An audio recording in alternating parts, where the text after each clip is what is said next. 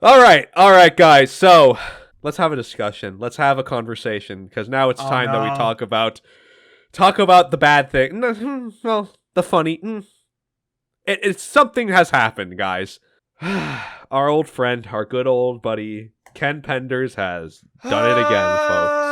He has done it again, folks. So Pull up the tweet. Pull up the tweet. I need to see the book. I need to see the book. I need to see it. I need to see the book. Give me the book.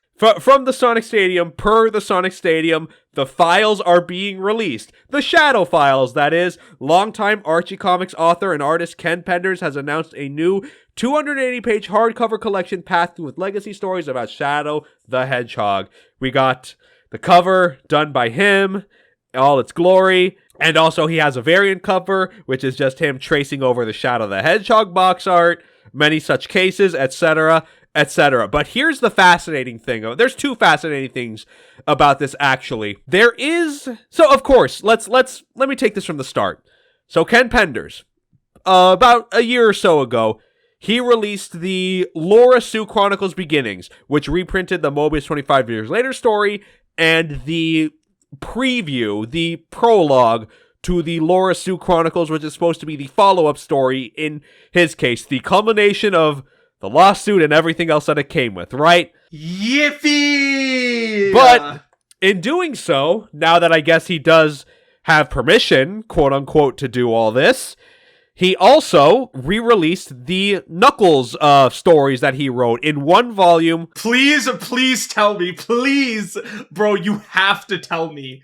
Is that fuck-ass story about Locke talking about how epic the echidnas are in that story in there? Please, bro. I don't think it's in that one, but it'll be in volume 2, I guarantee you. Ay Dios mío.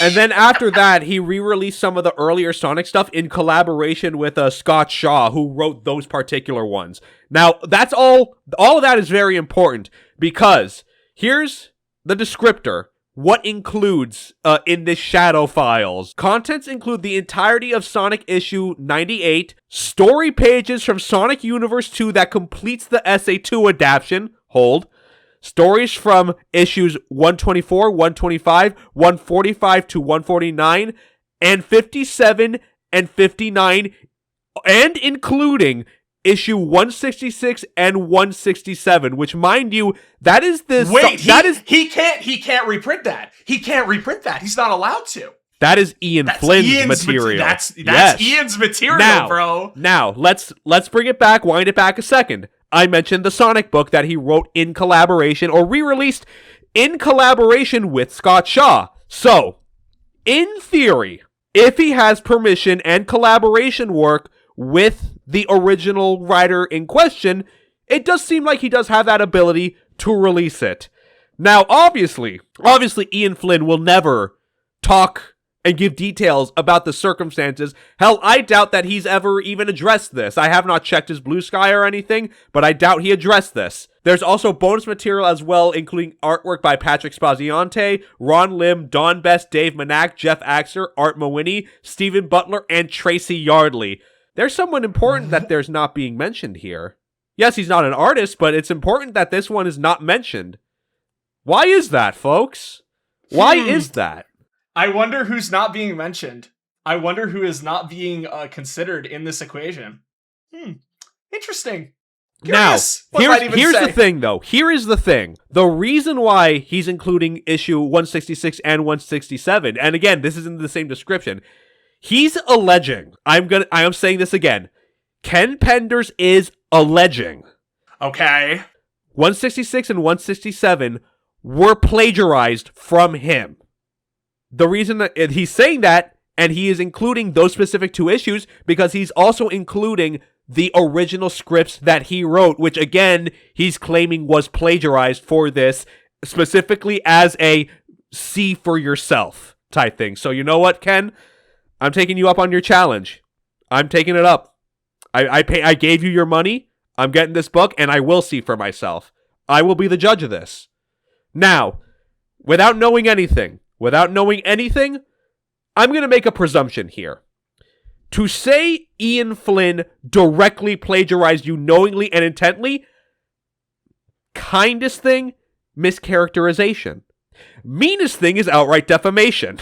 That being said, though, the realistic interpretation that I think could be possible, the editor, whoever that editor may be, who gave Ian the work and told them, hey, do an epilogue to Mobius 25 years later, hit these beats. Oh, no. Which, if that's the case, and actually, I'm doubling down on that too, because last year, Ken Penders actually tweeted out the whole, slap situation with John Gray, yada, yada, yada. He actually believes that it may have been the editor, J.F. Gabri, who gave that note to John Gray to draw Sally slapping Sonic.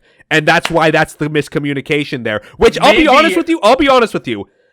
That is the version I can believe. Honestly, I'm surprised I didn't even think of that back then. But I think the idea behind it is also really funny. This guy just hates Ken Penders so much. He's like, fuck it, just make them slap, bro. That's what he said. to get back on track here. Okay. Sure, Ken. I'll see it for myself. We'll be the judge of it. We will be the judge of it. Now, Dude, this obviously does beg the question, though. Like, did Ian really give him permission?